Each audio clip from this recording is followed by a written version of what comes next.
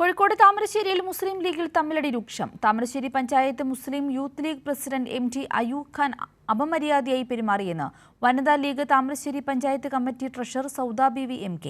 സംഭവത്തിൽ സൗദ ബീവി മുസ്ലിം ലീഗ് സംസ്ഥാന അധ്യക്ഷൻ പാണക്കാട് സാദിഖലി ശിഹാബ് തങ്ങൾക്ക് പരാതി നൽകി.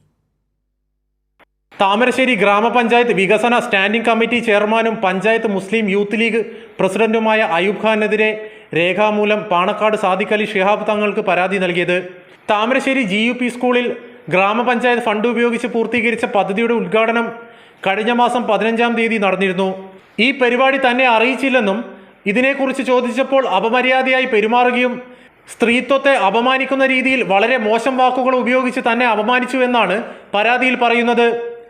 താമരശ്ശേരി പഞ്ചായത്ത് മുസ്ലിം ലീഗ് കമ്മിറ്റിയുടെ നിലനിൽക്കുന്ന പ്രശ്നങ്ങളിൽ ഇയാൾ പക്ഷം ചേർന്ന് തന്നെ വ്യക്തിഹത്യ നടത്തുകയാണെന്നും പരാതിക്കാരി കത്തിൽ ആരോപിക്കുന്നു.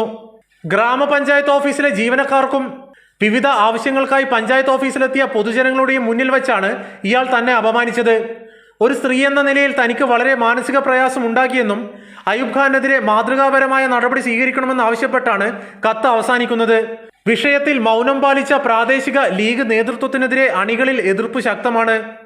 കൈരളി ന്യൂസ്, കോഴിക്കോട്.